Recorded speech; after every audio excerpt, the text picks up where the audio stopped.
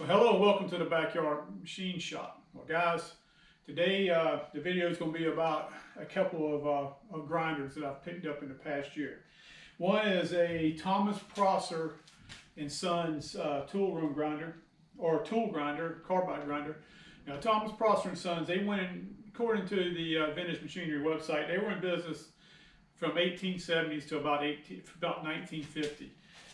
Towards the end of their operation, it looks like they solely made tool room grinders. They made two models. This is an A or an AW, not sure. I can't read the tag, but and then they made a larger one that that everything was fully enclosed. You see these around. They're pretty common. This one's three-phase, dual voltage motor, 220, 440 volts. I'm predicting probably from 40s, mid 40s to early 50s. I think they went out of business in the 50s. So a couple of things about it. It's one of the tables has been machined on a planer. Now I can't tell on this one, it's pretty rusted. So, but we'll look at it and see.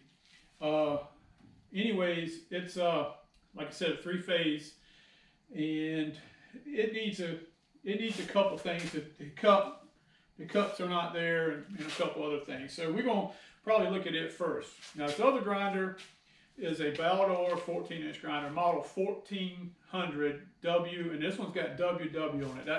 I don't know what the WW stands for, if it was a misstamp or whatever. It's got the light shields. It's got a manual start on this one.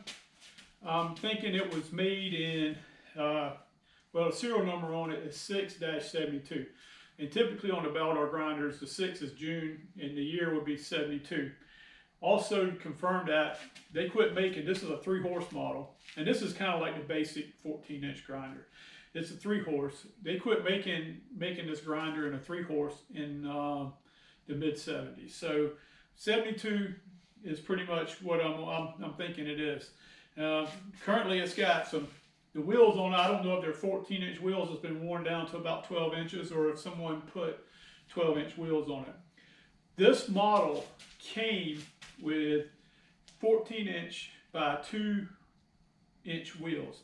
Now there's a 3-inch wheel on this one. Now I know that's been replaced at some point. 2-inch one on this one. Don't know if I'm going to replace the wheels or not. The wheels were really expensive. And anyways, we'll see what we're going to do with it. A little story, a backstory about this grinder is I had one of these. I bought it at an auction here in town. And I brought it home, and it had been sitting on its back, filled up with water. The wheels were extremely waterlogged. I tried to get them off. I couldn't get them off. Ended up breaking them and getting them off. Well, Keith Rucker came up here one week, and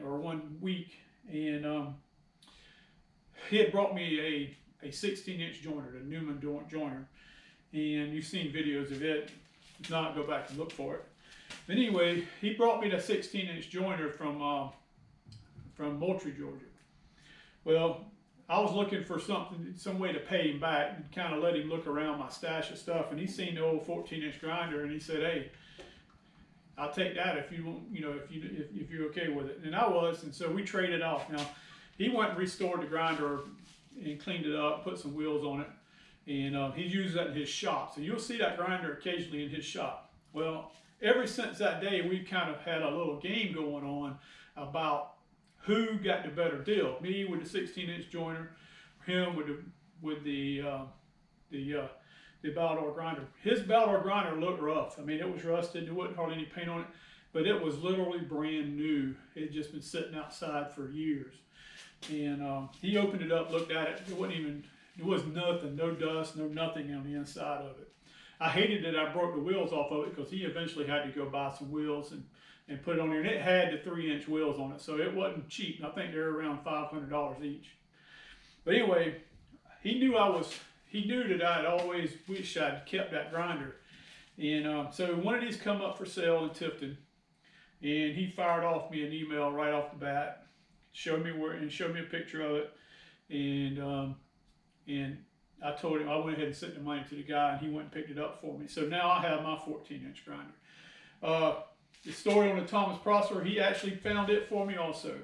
He found that for me at Arnfest up in Chicago at the Illinois Railway Museum at their tool swap. Again, he knew I was looking for one. He gave me a call, showed me a picture of it, and I sent the money and we picked it up. All right, so I've had them here. Well, actually, they were at his shop for most of the year. I think this one was bought in September.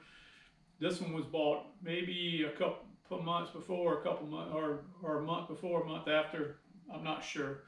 Can't remember. But anyway, I went and picked them both up at his shop a couple months ago, and brought them back here. And I haven't touched them. The only thing I've done is I pulled the pecker head off of this one, and believe it or not, it looked like it was full of water also. So one of the closeouts been open up here, and I think it's set out. So water probably ran into the starter and down into the pecker head. But this one is wired 440 volts, and I'm not sure about this one. It's a 3-phase, 1/3 or 1/2 horse. I can't remember. But anyway, we're going to get them up and running today. Now, I was sitting here spinning the wheel on this one, and it looks like it has a wheel out of balance. And I mean, I can turn it. Okay, it's settled right there. Turn it. Settled. And then it rolls back. So we're going to have to be careful with this one. This one, when I first got it, the wheels were waterlogged on it also. And it sat out here for a couple months, and now they're dried out, and they seem to be pretty balanced. But so I think what we're going to do is we're going to start with this one. We're going to go in, and this one's going to have to, both of them need to be rewired. Okay, this one needs to be rewired. It's got a transformer on it to run the lights. That's coming off. I'll just make a switch box and plug the lights in. Now, I'm not sure if I'm going to restore.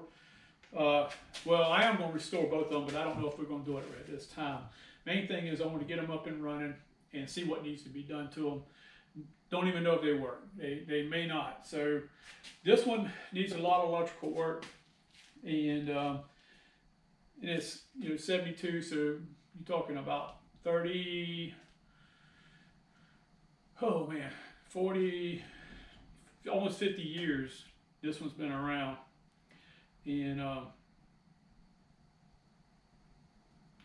72 to 2000 would be 38. Yeah, right at 50 years. So I should have just used my age. I was born in 65. This one born in 72. So it's 7 years younger than me. And I'll be 55 coming up. So this one's like 47 years old. So bearings, these lifetime bearings are not typically lifetime. They're good for 20, 25 years. 50 years is probably pushing it, but we're going to see how it runs. And then we're probably going to go and tear into it a little deeper and get the bearings numbers and replace the bearings and all in it. And quite possibly do a paint job. Now, all right, guys, so this particular motor, the wiring is in the base here, so we're gonna have to pull the grinder up, look underneath, see what it's wired. We want to make sure it's wired for 220 because that's what I got here in the shop. I actually have a setup to run 480, but we want to make sure it's wired 220. So we're gonna pull.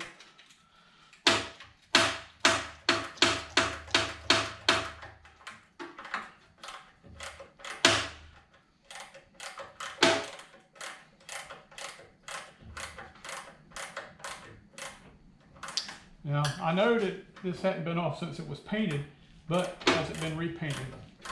Who knows?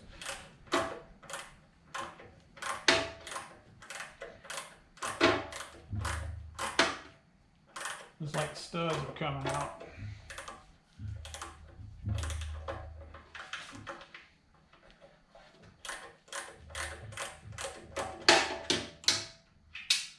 There we go. That one off.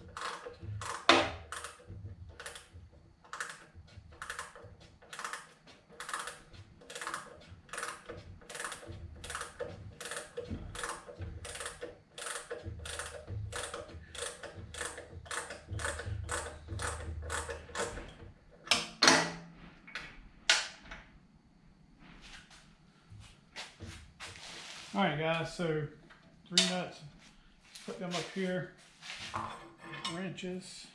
All right, so I gotta lift this up.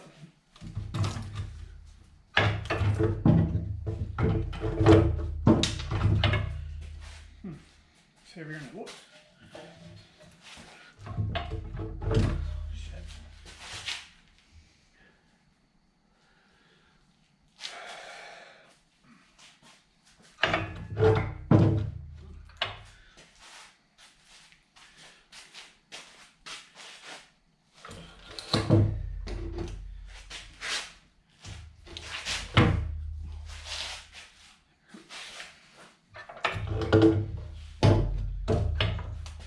All right, so let's see what we got here.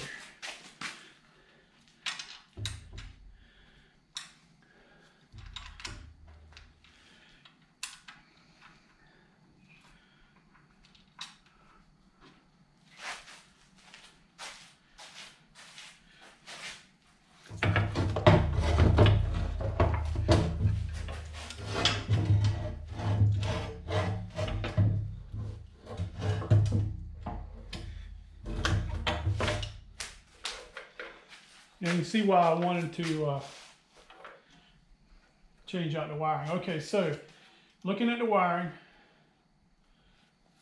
typically on a 220 volt or 240 volt 3-phase wire, 9-wire motor, you have 3 wires connected together, which would be 5, 6, and 5. Yes, it's wired low voltage, 220 volts.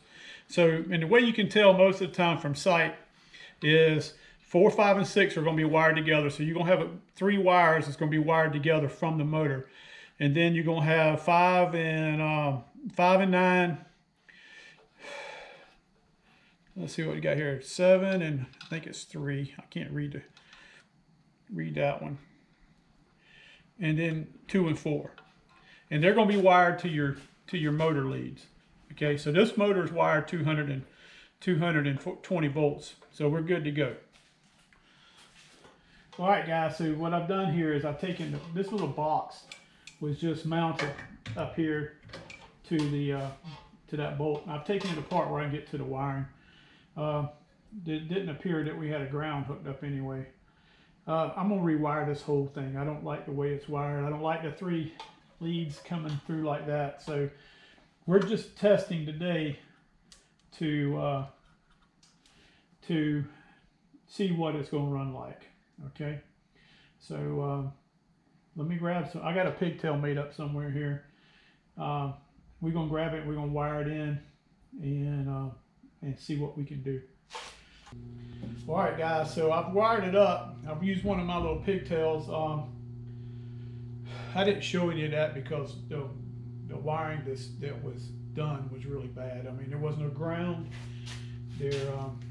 Anyway, I just don't like bare wires like that, so it's not improved that much right now, but it's improved enough we can run it. I did ground it just in case there's a short in it somewhere. So stand by, we're going to turn it on. So the first thing, don't know if this should be forward, so it should be clockwise rotation. Here we go. Well, it's wired backwards, but it runs nice and smooth.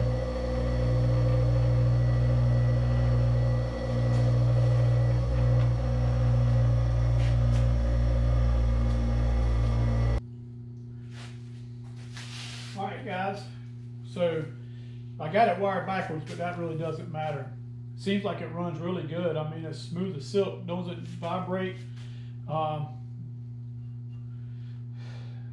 got a little tool bit over here. We're gonna grind on one a little bit. I got this wheel here set to 5 degrees. I'm just gonna put a 5-degree bevel on it. So all right, guys. So what I got here is I got an old carbide, brazed carbide bit, and now these wheels aren't dressed properly and things like this, but we're going to grind on it. If you look, the bit's chipped up, good bit on the corners. We're going to see if we can't knock that out. Okay, so what we have our have our table set at 5 degrees. And we're just gonna come in here and grind this tool, see how it does.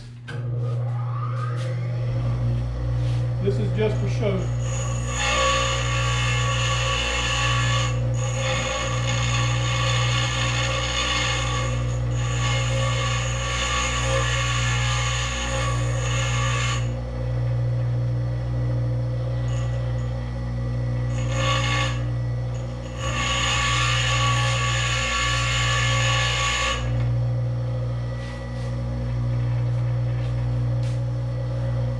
As you can see, we're actually grinding. See if we can't get some of these chips out of it.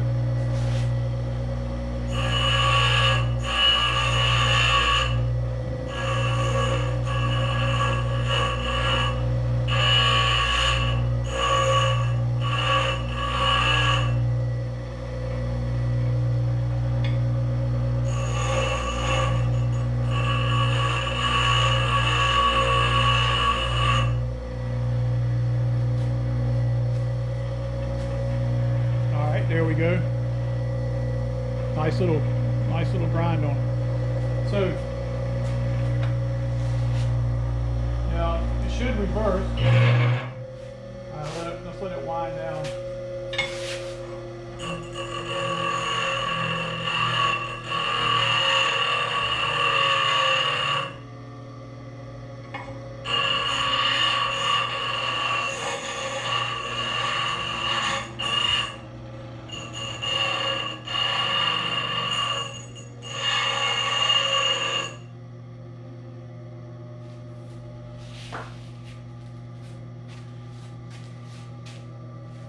It takes forever for it to stop. You see, I was grinding on it and it's still running. Well guys, I'm gonna call that one a success. Like I said, she's smooth. She don't have any vibration. It's just a little bit uneven. It's probably the floor. But anyways, call test number 1 a success. Now we're going to move over to the Baldor and do some wiring on it. So alright guys, so here we have the Baldor wiring. It's rusted, and hope I can make sense out of it. But anyway, you have the 3 leads coming out the starter. This is how you can tell on a 400. This is why I know this is 440 the way it's wired. Remember I said 4, 5, and 6 would be wired together, so there is no 3 wire setup in this. It's all pairs. So you have a lead, okay.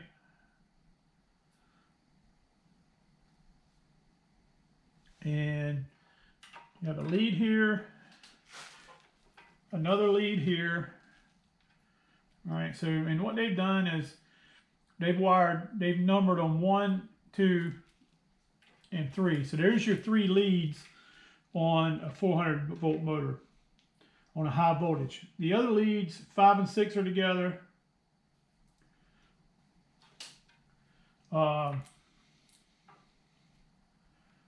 We're gonna have some trouble reading these things.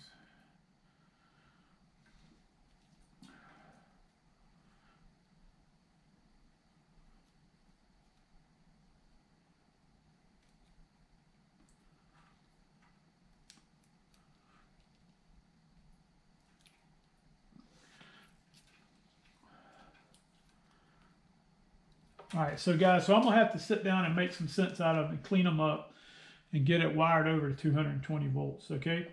So I'm gonna pull it all apart, clean up the wires a little bit without losing these numbers on them. I hope that I can do that.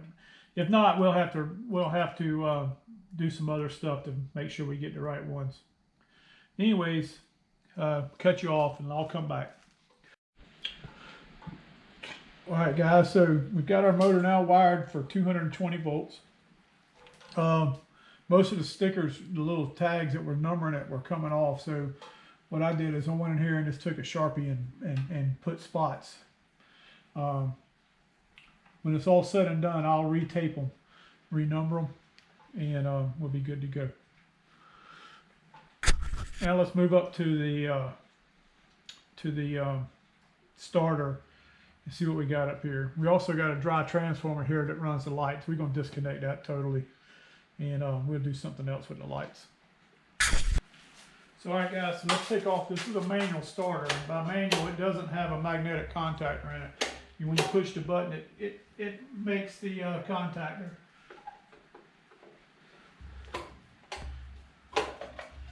Okay, it looks like, looks terrible in here.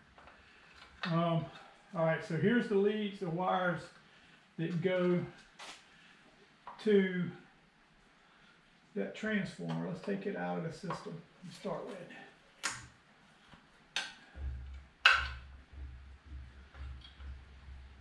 So when this thing worked, when you turned the switch on, all the lights came on.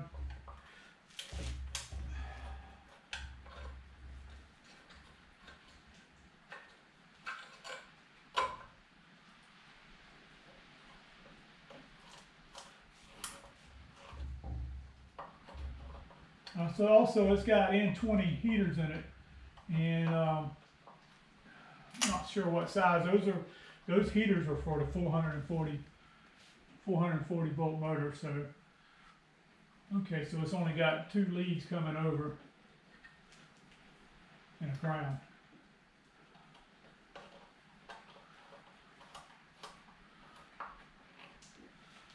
I'm gonna leave the ground in there. Since it's a ground, we'll just cut it off right here. All right. Let's get it all out of this counter here.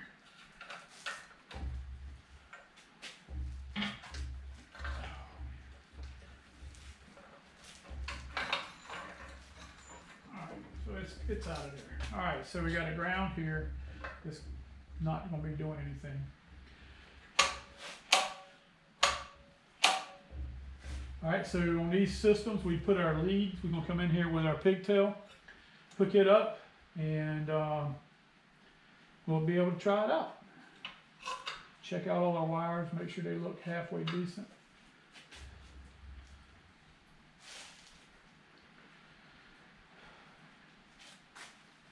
I'll bring you back after I get it wired in.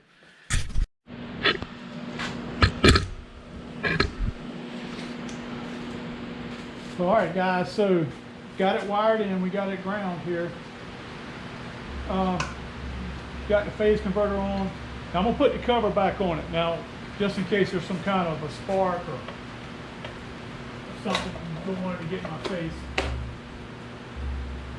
Now, when I bought this, I was told that an electrician had come and looked at it and told the guy that had it that it was going to cost thousands of dollars to get this thing to where to run in his shop. Now I don't know if he had 3-phase or if he was talking about building a phase converter. I don't know if you can hear it, but it's storming right now. Anyway, a couple of things I'm going to do. I want to make sure no wheels are touching. Let's see if we can back off. All right, so all I've done is I've taken it and I've wired it from 440 volts to 220 volts. And I'm going to take and just bump it and make sure it runs and there's nothing going to fail. And then we're going to bump it and get the wheels up to speed a little bit, turn it off, see how it vibrates, see if it vibrates.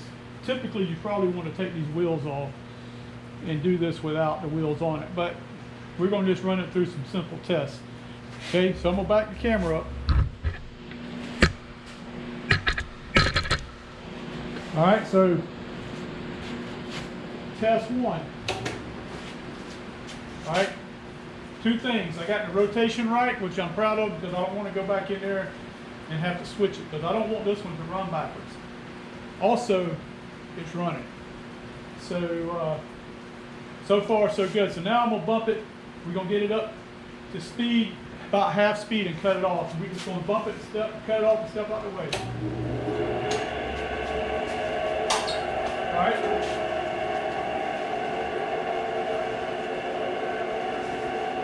Sounds like it needs some bearings, so we know we're going to have to go in here and replace the bearings in it. We got a little roar to them. All right, their balance seems good. I'm gonna go a little further.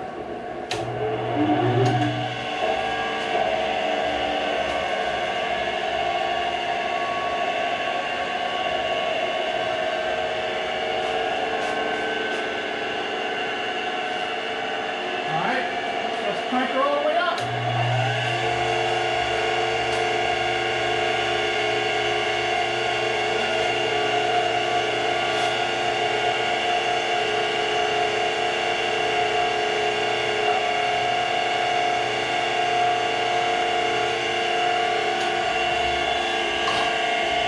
See it rocking.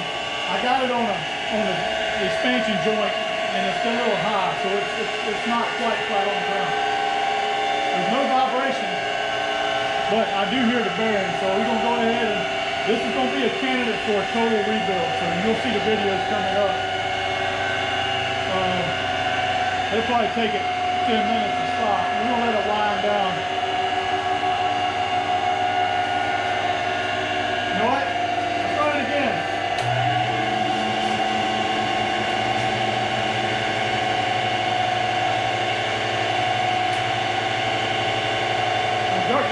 Came out of it.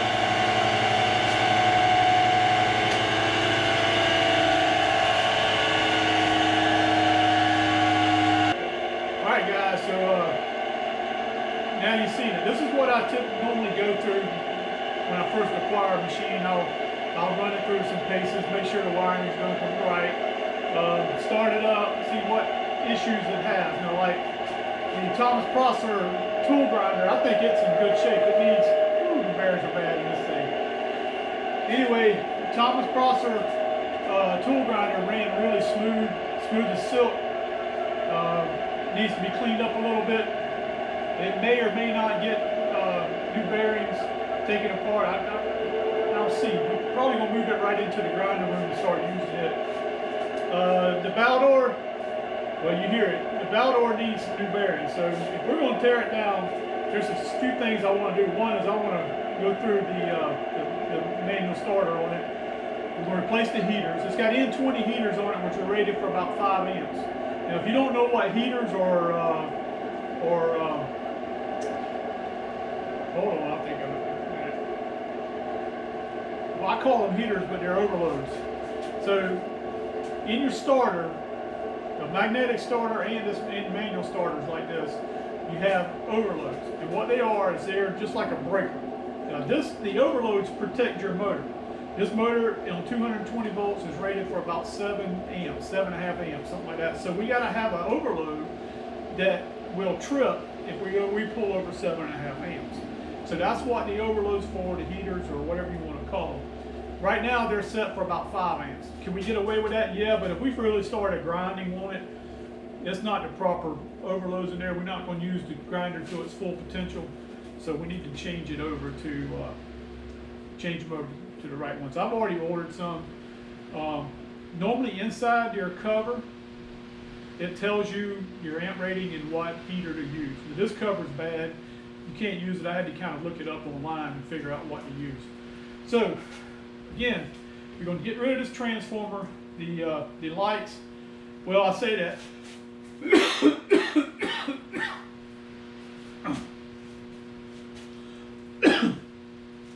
I'm gonna say we get rid of. I think these are 110 volt lights. I'll have to find out more about that. But anyway, if they are, we're gonna get rid of this transformer. Probably mount a switch just to turn off and on the lights.